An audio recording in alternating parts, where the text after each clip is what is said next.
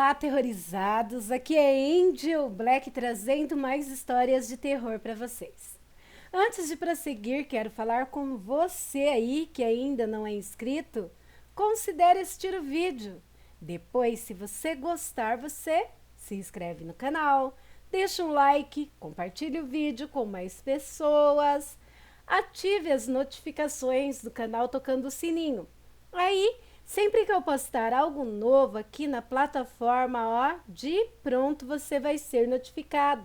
E se você não gostar, compartilhe com seus inimigos e se vingue deles. E agora, vamos para as nossas histórias? A Viúva dos Olhos de Vidro. Dalila, jovem viúva de 29 anos, de uma beleza facial impressionante, tendo seus olhos verdes claros e enigmáticos, o corpo de pequena estatura e longos cabelos pretos, preservava a nova condição além da conta. Ninguém entendeu, já que o casamento nunca foi daqueles tão sonhados, ou seja, ela insistia em manter a viuvez. Ninguém entendia o porquê. Continuando.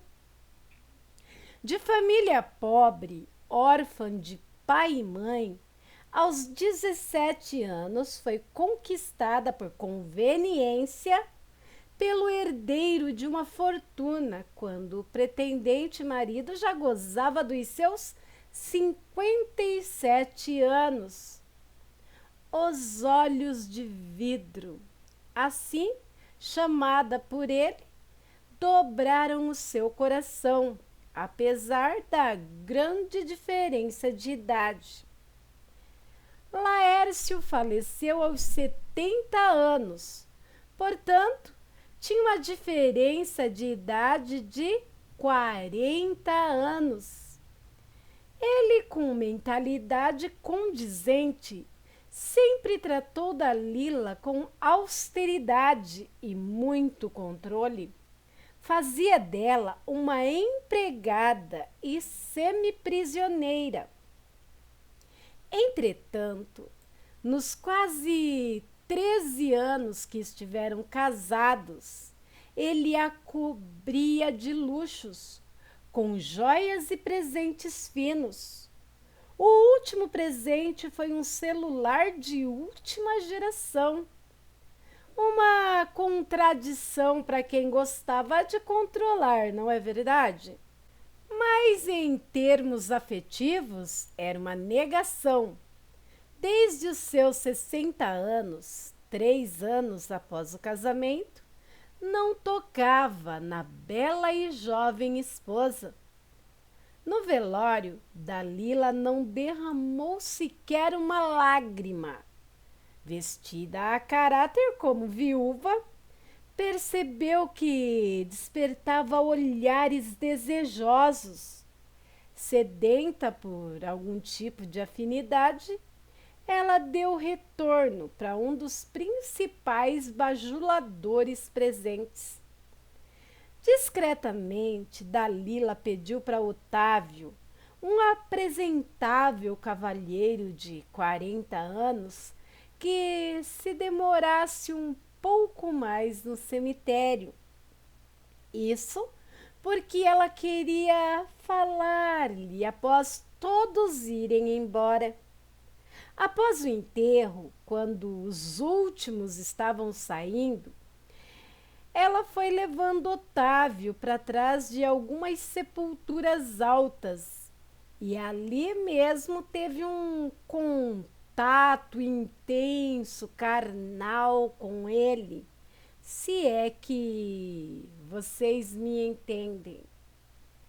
Mas depois de satisfeitos, num instante de distração dele, Dalila pegou a tiara circular que usava na cabeça, que fazia parte do seu traje, e o enforcou até a morte. O orgasmo seguido dessa emoção fez com que ela se sentisse plenamente satisfeita. À noite em casa, o telefone toca. Era outro bajulador presente no velório, que estava lá, de olho na viuvinha. Este também estava querendo saber se a jovem viúva estava bem. Dalila foi esticando a conversa até pedir uma videochamada para saber como era André, o cavalheiro que lhe falava. Quando despertou interesse, pediu para que ele fosse com ela ao cemitério no dia seguinte. O cemitério em que Laércio foi enterrado era de alto nível, cuja ampla propriedade era formada por sepulturas esculturais, com largas passarelas e imensos jardins. Um labirinto perfeito. Dia seguinte, na hora marcada, André foi buscar Dalila em casa, que o aguardava, vestida com o mesmo traje de viúva. Ao chegar na sepultura de Laércio, ela fez uma breve encenação e logo foi arrastando André para outros cantos. Após a conexão carnal profunda, ela agiu da mesma forma, ceifou a vida do companheiro, enforcando o mesmo com sua tiara circular.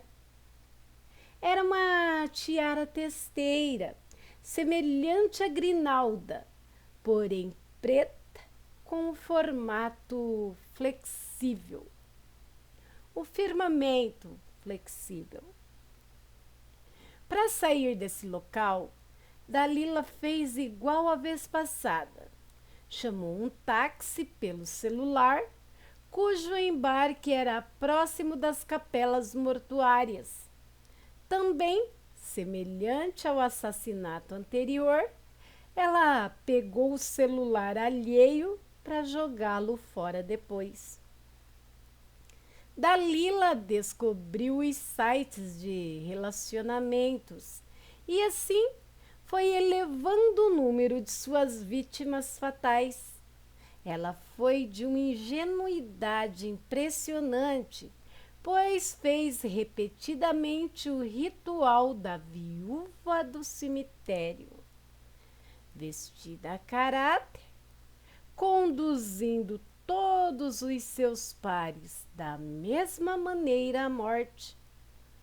Logo a polícia chegou às vias de fato. No depoimento, Dalila confessou tudo, acrescentando seu relato de vida. Alegou que, após os atos carnais, digamos assim, sentia uma força descomunal, uma forte voz dominadora em sua mente e uma força incontrolável nos braços, agindo alheios à sua vontade, e que ela assistia ao enforcamento sem ação nenhuma. Dalila foi presa e, no seu julgamento, a defesa, cujo advogado era espírita, manteve a tese de obsessão alheia, muito provavelmente do finado marido, ou seja, que o marido possuía o corpo da esposa após os atos e mandava os amantes para a terra do pé junto. Voltando aqui ao relato, embora isso não seja reconhecido por lei, após o relato da vida conjugal que ela teve, somado ao seu depoimento, o tribunal chegou a um consenso. Ela foi condenada ao manicômio judicial, O advogado levou o seu caso para o seu grupo espírita e todos ali foram unânimes em concordar que se tratava de uma possessão externa, ou seja, obsessão. Dalila foi tratada nesse sentido e logo o obsessor, que era realmente o finado Laércio, reconheceu que estava errado em querer continuar controlando de forma macabra a frágil e bela esposa, como se fosse uma marionete. Quando pôde, não deu o valor devido, sendo então ele encaminhado para os planos espirituais adequados. Infelizmente, a lei não reconhece essas colocações de Dalila e a mesma, ciente dos crimes que cometeu, aceitou de bom grado a sua nova missão. Cumpre pena no manicômio, mas auxilia os doentes mentais com quem convive, abrandando o sofrimento alheio. Curiosamente, segundo consta, o olhar enigmático de Dalila faz os doentes se dobrarem, apaziguando-os de tal forma que todos passaram a chamá-la de olhos de vidro. A equipe trabalhadora do local, percebendo e desejando respeito a ela, foi orientando os internos de que se tratava de uma viúva. Então, todos passaram a chamá-la de Viúva dos Olhos de Vidro, por Sérgio Gitel. Fonte: artigo do periódico A Mediunidade. Ferges, Federação Espírita do Rio Grande do Sul, Porto Alegre. Aterrorizados, que história, hein? E vocês, o que acharam? Deixem aí suas opiniões nos comentários, sempre com respeito. Como eu sempre falo aqui, todos nós temos o direito de não acreditar nas histórias, mas todos temos o dever de respeitar, não é verdade? Então, já ouviu história parecida? Se sim, deixe aí nos comentários. Ou melhor, envie para o e-mail do canal que está aí na descrição do vídeo. E agora, vamos para a próxima história de hoje? Após a separação dos meus pais, minha mãe se casou novamente com um homem muito bom que foi um pai para mim. Com aproximadamente 13 anos, fomos morar na casa dele. Eu tinha 13 anos. E formamos uma família. Enfim, eu tinha uma família. A casa era simples, mas muito bem cuidada. Tinha uma área grande e no fundo um jardim e uma horta. Quando se abria a porta da frente, que era de correr, se via uma parte do fundo da casa. Uma vez, estávamos chegando em casa de uma festa e eu fui abrir o portão para entrar com o carro. Quando abri, vi lá no fundo um homem de roupa social e chapéu na cabeça. Na hora eu comecei a gritar: ladrão, ladrão, ladrão, tem um cara lá no fundo. Meu padrasto entrou, acendeu as luzes, olhou tudo e viu que não tinha ninguém. Algum tempo depois, eu estava indo lá para o fundo pegar cheiro verde para minha mãe. Foi quando olhei mais profundo, sabe? No escuro. As luzes estavam todas apagadas e eu vi ele de novo. Eu estava sozinha e fiquei ali, paralisada. E do nada ele, sumiu. Isso continuou acontecendo e aos poucos eu fui parando de ter medo. Meu padrasto dizia que deveria ser algum espírito, porque só eu via. Minha mãe sempre repreendia e dizia que era para eu ficar em casa só se fosse de luz acesa, ou seja, assustou até a mãe. Continuando, eu vi esse homem incansáveis vezes, mas era rápido e quando eu percebia ele sumia. Nunca senti medo dele, nunca senti nada na realidade.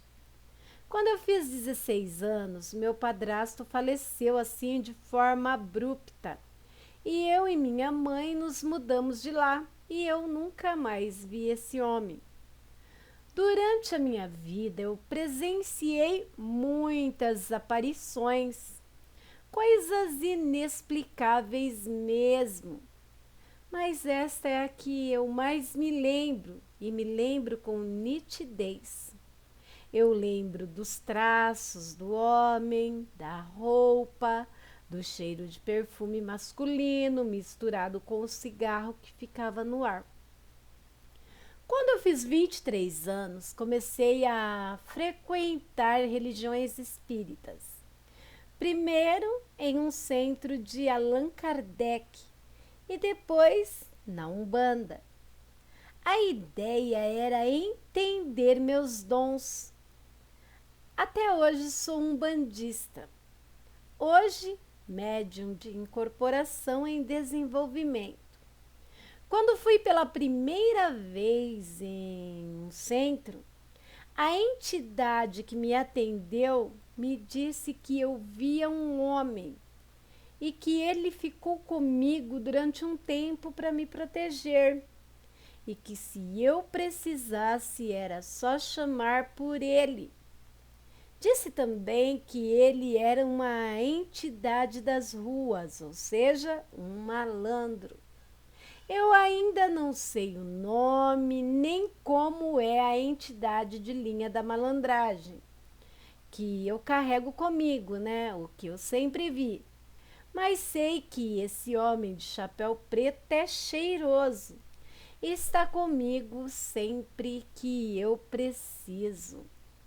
Esse relato foi enviado anonimamente para o grupo Ecos do Além, Relatos Sobrenaturais, Lendas Urbanas e Contos. Interessante, não é, aterrorizados? Esse homem misterioso que ela via, que é um malandro, né? Que protegia sempre ela. O relato dela me fez lembrar que durante a minha vida, digamos da minha infância até minha adolescência, eu vi por 2 vezes também uma entidade. Já relatei aqui no canal, se vocês procurarem aí vocês vão achar. Qualquer coisa no próximo vídeo eu deixo aí nos cards ou eu contei numa live, não me lembro. Mas eu já vi seres sobrenaturais. Nunca vi um lobisomem, tá? Mas já vi entidades, tenho certeza também que já vi um anjo ao qual fiquei com muito medo. E é por isso que eu não desacredito de nada, porque eu sempre vi coisas desde muito pequena e muitas das vezes eu era desacreditada. Eu não falava para o meu pai, pois eu tinha medo de apanhar. Então, eu entendo quem passa por essas experiências e não são compreendidos. E vocês, já ouviram histórias parecidas? Também achei interessante um comentário nesse mesmo relato, que também é um relato. Vou compartilhar com vocês sobre o mesmo homem. Eu vi 2 vezes esse homem. Uma vez eu morava num casarão, num quarto, com os meus 3 filhos pequenos. Acordei olhando para a porta e ele estava de pé. Outra vez só via metade dentro do quarto das crianças. Eu estava no sofá da sala.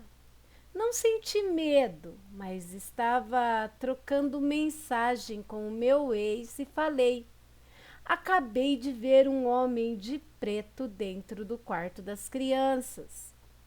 Ele parou para ler a mensagem. Estava numa curva com a mãe dele. Ele disse que ia dar um passo com ela atravessando a rua e parou com ela na calçada. Quando ele abriu a minha mensagem para ler, um ônibus vinha a toda velocidade e passou raspando neles. Segundo ele e a mãe seriam atropelados se ele não atendesse o celular e saísse da curva para me atender. Eu achei fantástico porque sou medrosa. Vejo muitas coisas, mas foi bom porque tenho para mim que foi algo parecido com o aviso de um guardião. E passei a respeitar e admirar as religiões do axé. Fui criada por uma família que tem preconceitos e tinha uma visão totalmente negativa sobre a mesma. Adoro contos vividos, de ajuda, que os amigos dos grupos nos contam. Interessante, não é, aterrorizados? Tem coisas, que não há como duvidar, que é sobrenatural, é. Aí cabe a quem está ouvindo os relatos decidirem se acreditam ou não, desde que deem suas opiniões com o devido respeito. Bora pro próximo? E esse aqui não é bem um relato, sabe? É a curiosidade do participante anônimo, ao qual eu darei minha opinião e espero que vocês, aterrorizados, deem opiniões de vocês, tá bom? Com respeito sempre. Se oferecer sal para um lobisomem, só vale se ele for buscar na casa da pessoa? Por exemplo, se tiver a quilômetros de distância de casa, também vale? Bom, eu acho que não, mas vou continuar aqui. Ou só se a pessoa estiver na residência e o lobisomem estiver atacando. E outra, qual a relação do lobisomem com o sal? O que eu quero dizer é que se a pessoa não conhece a pessoa que ofereceu o sal, ou seja, eu faço uma viagem para a Bahia, ou seja, saio de Santa Catarina para a Bahia e em Minas Gerais aparece um lobisomem. Ele não me conhece e se eu mandar ele buscar sal, ele vai? E se for, eu tenho que estar na minha casa? Pois ouvi dizer que, se não cumprir a promessa, a coisa fica pior do que a primeira vez. Ou faz mais sentido eu levar o sal comigo e pedir para ele voltar no outro dia para que eu lhe entregue o sal? Agora vamos aqui às discussões aterrorizadas. Aqui tem um comentário interessante. Não vou citar nomes, mas deixarei na descrição do vídeo a fonte para que vocês conheçam o grupo Casos de Lobisomem, onde está essa postagem, e acabem por interagir por lá também. Bora lá? Se oferece o sal ao lobisomem de dentro de casa, a pessoa aparece logo bem cedo querendo o sal que foi prometido. E é assim que se descobre quem é a pessoa que se transforma em lobisomem. Para que serve o sal? qual a finalidade do sal? Segundo um lobisomem hereditário de sina puro sangue, que com certeza, né, o amigo aqui conhece, o sal tem 3 finalidades: proteção, purificação e revelação. Agora, que opinião da Angel? Eu já convivi com pessoas, não foi uma e nem duas, que contou essa história de oferecer sal para o lobisomem. E ele realmente foi buscar no outro dia. Aliás, tem até relatos no canal. O lobisomem tentou pegar uma criança, né? Vou resumir aqui. E a mãe, em desespero, pois a criança, boca de sacola, não parava de berrar, né? E o lobisomem ia acabar derrubando a parede de madeira, aquelas casas de antigamente que parava em pé só na força da fé, sabe? E a pessoa falou: pelo amor de Deus, vai embora. Se você for embora, eu juro que amanhã eu te dou um pouco de sal.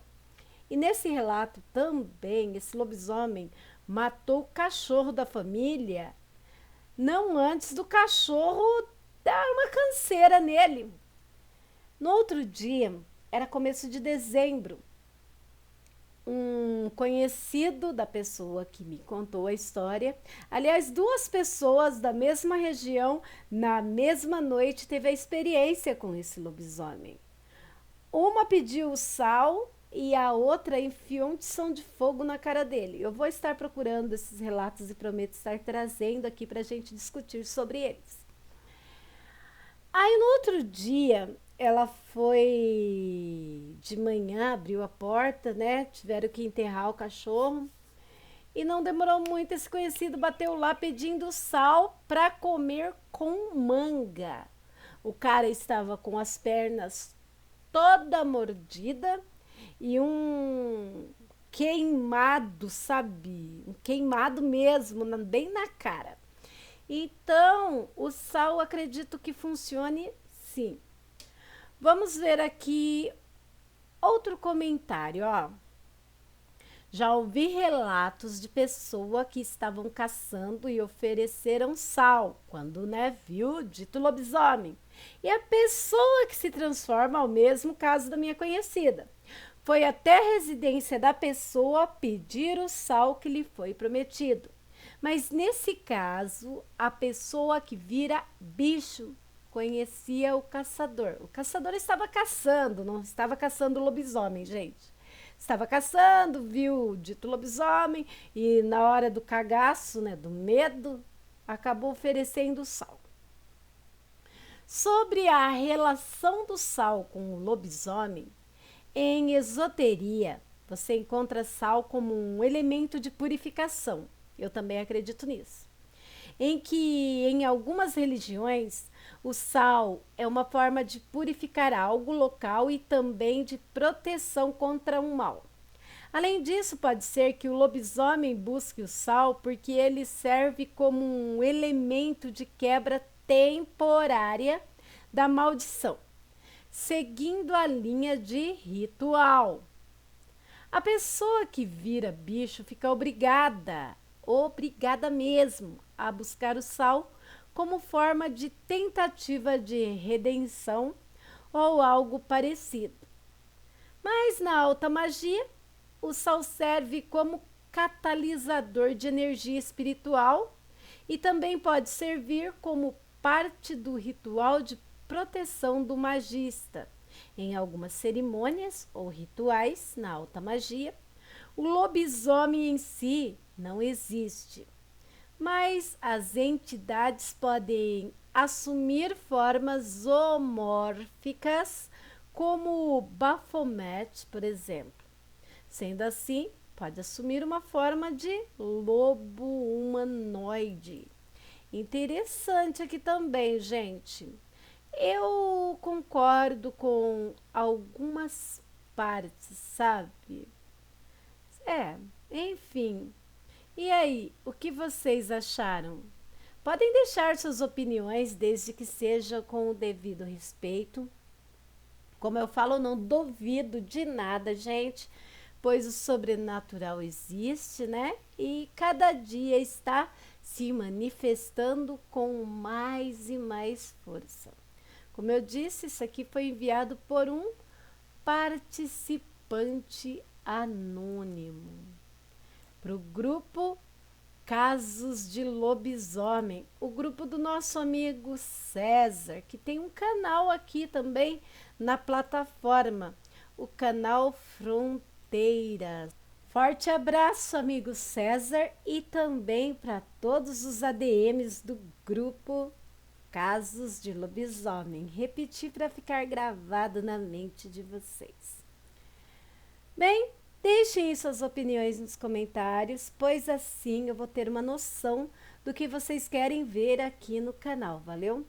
E peço a todos aí que não saiam do vídeo sem deixar o like, sem compartilhar o vídeo, sem ativar as notificações para não ficar de fora quando eu postar algo novo. Também quero falar com quem ficou aqui até o final do vídeo e ainda não é inscrito. Considere se inscrever no canal, fazer parte da minha alcateia você também, vem? Será uma honra ter você aqui conosco. Quero agradecer a todos os canais parceiros, grupos, páginas, vlogs, que me ajudam em muito, desde a criação até a divulgação do meu trabalho. E principalmente quero agradecer a cada um de vocês aterrorizados. Muito obrigado por fazerem parte da minha história. Obrigado pela presença, permanência e paciência de cada um de vocês. Antes de me despedir, deixem aí nos comentários se vocês querem uma live discutindo sobre o sal do lobisomem. E aí eu vou me informar, trazer mais relatos sobre esse tema para discutirmos na live. Tudo certinho?